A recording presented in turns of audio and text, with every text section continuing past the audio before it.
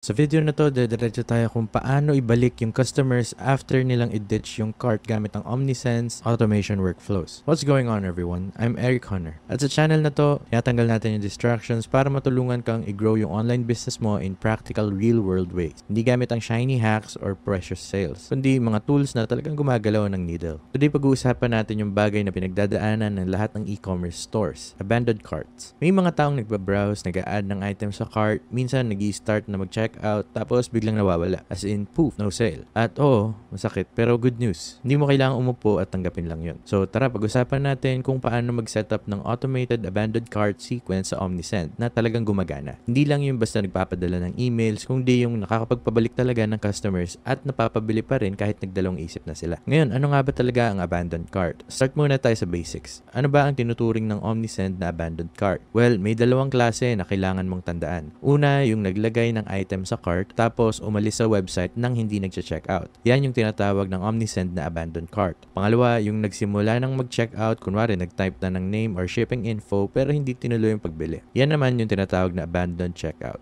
At yung dalawang yan, magkaiba yung paraan kung paano sila tinatrack sa system. Kaya may dalawang hiwalay na automation si Omnisend. Isang abandoned cart workflow at isang abandoned checkout workflow. Pwede mong iset up pareho at honestly, dapat talaga. Magkasabay silang gumagana para mahuli yung customer sa iba't ibang stage ng pagbili. Pero ito yung matindi sa Omnisend. Hindi kailangang naka-login ka or fully subscribed para matrack kung ano yung ginagawa nila sa cart. Kunwari, nag-click sila sa link ng isa sa mga emails mo dati or nag-sign up gamit ang Omnisend form, automatic na maglalagay ng cookie si Omnisend sa browser nila. Yung cookie na yon parang breadcrumb trail. Kaya kahit hindi sila nakalogin, makikilala pa rin ng system kung sino sila pag bumalik sila sa site mo. So kapag bumalik sila, nag-browse ulit, tapos may iniwan na cart, kayang mag-follow up agad ni Omnisend ng automatic. Tahimik lang, pero sobrang powerful. At kung umabot naman sila sa paglagay ng email address sa checkout, gagana rin yun. Kaya si Omnisend pwedeng magpadala ng abandoned cart messages kahit cookie-based or email-based. Kung wala ka pang Omnisend account, pwede mong i-click yung link sa description at gamitin yung code CharlieChang30 sa checkout para makakuha ng 30% off sa first 3 months na sobrang sulit na deal. Sige, i-click mo na yung link sa description para makapagsimula ka na. Paano siya i-setup sa loob ng Omnisend? Ang pag-setup sa loob ng Omnisend ay hindi naman mahirap matutunan. Binibigyan ka na ng platform ng head start gamit ang mga pre-built automation workflows. Kaya hindi ka magsisimula from scratch. And I love that. So punta lang tayo sa Automations tab at i-click yung Create Workflow. Sige, gawin na natin yun. Pupunta ako sa left-hand side, i-click ko yung Automation at dito i-click ko yung Create Workflow sa taas. Dito makikita mo yung iba't ibang ready-made templates. Ang gusto mong hanapin ay yung may label na Abandoned Cart or Abandoned Checkout.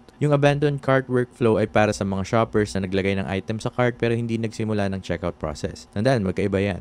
Yung Abandoned Checkout naman ay para sa mga users na nagsimula ng mag-checkout pero hindi tinapos yung purchase nila. Pagkatapos mong pumili ng template, pupunta ka sa Automation Builder kung saan pwede mong i-customize lahat. Pero step by step muna tayo. Unahin mo lang i-review yung trigger at exit conditions. Ito yung nagde-define kung kailan magsisimula yung automation at kung kailan to titigil. So, i-open natin yung abandoned cart. I-click lang natin to tapos piliin yung customize workflow. Mapupunta na tayo ngayon sa Automation Builder. Makikita natin na para sa abandoned cart, ang trigger ay add products to cart. At ang exit ay started checkout or placed order. Para naman sa abandoned checkout, ang trigger ay started checkout at ang exit ay placed order. Kapag naset mo na lahat yon, usually may delay kang makikita. Kadalasan, mga 1 oras, minsan mas mahaba pa. Ibig sabihin, kapag may tao na umalis sa checkout, maghihintay si Omnisend ng mga 1 oras bago ipadala yung unang message. Pagkatapos noon, dito na papasok yung masayang part. Pagsulat ng mga emails para maibalik yung mga tao sa pagbili. Dito madalas nagkakamali ang karamihan. Gumagawa lang sila ng generic reminder email, minsan nilalagyan ng 10% discount tapos okay na. Pero kung gusto mo talagang gumana to, kung gusto mo talagang bumalik yung mga tao at bumili, kailangan mong isipin kung ano yung tumatakbo sa isip nila. So daanin natin kung paano gumawa ng 3 email sequence na mukhang maayos, personal, at persuasive. Pero hindi pilit or desperado. Yung first email, dapat light lang. Friendly tap lang sa balikat. Hey, may naiwan kang mga items sa cart mo. Interested ka pa ba? Yun lang yung kailangan mong sabihin. Panatilihin mong light yung tone, pwede ring medyo playful, at wag agad-agad magbibigay ng discount. Ang goal nito ay paalalahanan lang sila at hindi pa magbenta. Dito mo rin pwedeng gamitin yung Omnisense Abandoned Product Block na automatic nang naglalagay ng mga item mula sa cart ng customer. Kasama na yung product image, title, price, at link pabalik sa checkout. Walang kailangang code or setup. Gumagana na agad. Ang goal mo dito ay gawing madali para sa customer na i-click lang at tapusin yung order nila in just a few seconds. So, tignan na natin yung first email ngayon.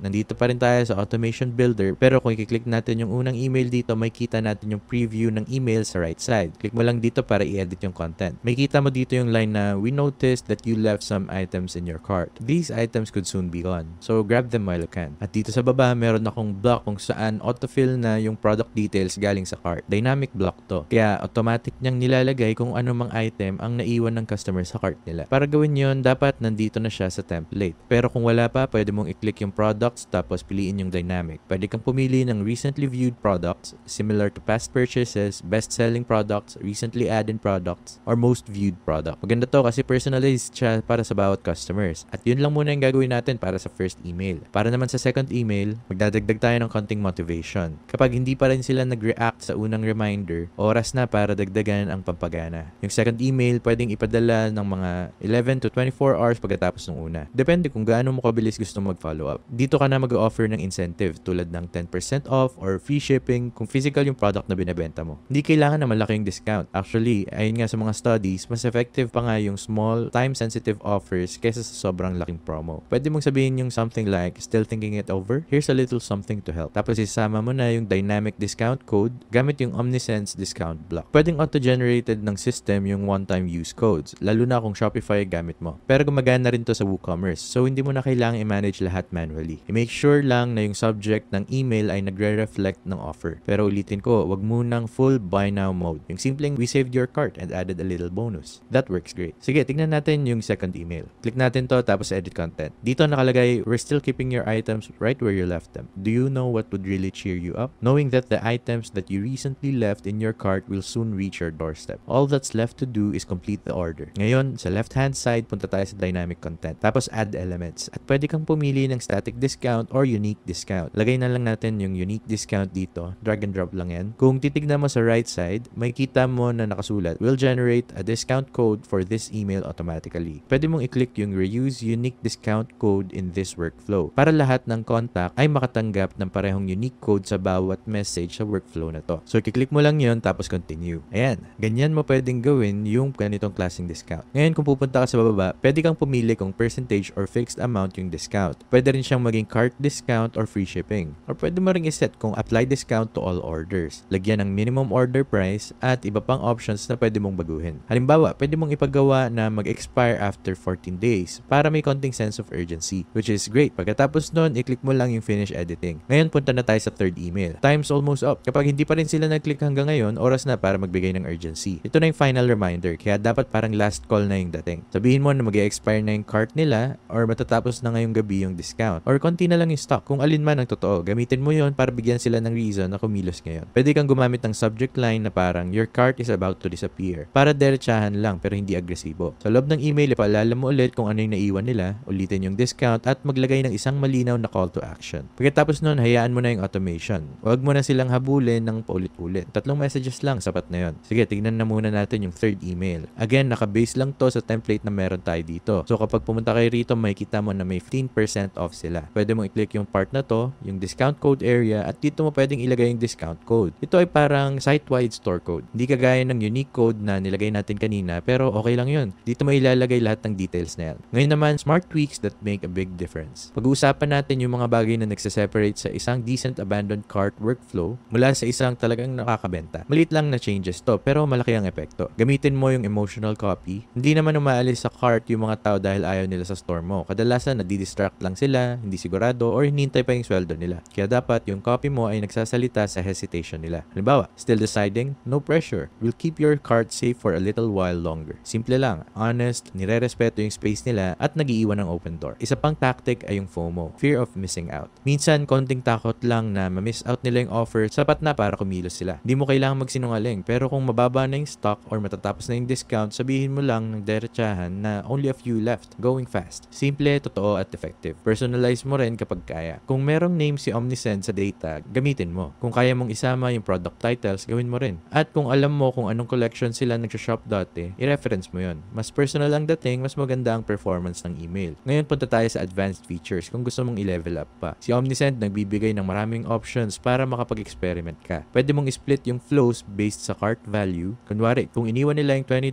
cart, pwede kang mag-offer ng 5% off, pero kung $200 cart naman ang iniwan nila, pwede kang magpadala ng mas personalized na follow-up or magbigay ng mas malaking offer. Pwede mo ring i-split based sa behavior. Kunwari, kung may nag-click sa first email pero hindi bumili, iba yung second email na matatanggap niya kumpara sa taong totally nag-ignore. Meron ding A/B testing. Kaya pwede mong i-try yung iba't ibang subject lines, delay times, pati call to action buttons para makita kung ano talaga yung pinaka-effective. At huwag kalimutan, pwede ka rin magdagdag ng SMS or push notifications kung meron kang ganong details. Isang mabilis lang na text tulad ng your 10% discount is ending soon. Tap to finish your order. Kayang magdala ng nakakagulat na dami ng completions. Avoid these common mistakes. Sige, i-wrap up natin para iwas sakit sa ulo. Huwag kang mag-double ng abandoned cart emails. Kung Shopify or BigCommerce yung gamit mo, i-disable mo yung built-in cart reminder emails nila. Ayaw mo namang makareceive yung customers mo ng dalawang message nang sabay mula sa magkaibang system. Mukhang magulo yun. Mag-set ng frequency limits. Matalino ang mga tao. Kung nagbibigay ka ng discounts sa loob ng Omnisend, pwede kang mag-set ng limit tulad ng magpadala lang ng isang abandoned cart email every 14 days per customer. Good to para protektado pa rin ang margins mo at fair pa rin para sa lahat. Test with the real cart abandonment. Normal lang na sa test emails walang product previews or personalized checkout links. Kung gusto mong makita yung totoong flow, pumunta ka sa store mo in incognito, mag-add ng item sa cart tapos iwan mo. Hintayin mo na lang na gumana yung automation. Yun lang yung way para makita mo exactly kung ano yung experience ng customers mo. Hindi lang pangkulit ang abandoned cart automations. Kapag tama ang ginawa mo, tungkol to sa tamang timing, empathy, at magawang sobrang dali ang pagbalik ng checkout path. With Omnisend, hindi mo kailangang i-overthink yan. Start ka sa pre-built workflows, i-customize mo yung messaging, at hayaan mo na yung system na gumawa ng heavy lifting. I-tweak mo yung emails mo over time, try mo yung iba't ibang discounts, i-test mo yung timing, pero higit sa lahat, i-on mo lang. Magugulat ka kung gaano karaming sales ang babalik na dapat sana ay wala na. Ngayon kung gusto mong mag-start with Omnisend, meron tayong link sa description sa baba. Affiliate link to, ibig sabihin makakuha kami ng maliit na commission kapag ginamit mo yan. Pero walang extra cost sa'yo. Malaking tulong yan para masuportahan yung channel at makakapaglabas pa kami ng free content katulad nito. Kung gagamitin mo sila, super thank you in advance. At kung helpful tong video na to, don't forget to like, subscribe at hit yung notification bell para hindi mo ma-miss ang future videos. Dito sa channel, dedicated kaming tulungan kang mag-succeed sa e-commerce. May tips, strategies at insights para mapalago ang online business mo. So subscribe na rin. Pero bukod doon, thank you so much for watching at magkita-kita tayo ulit sa next video.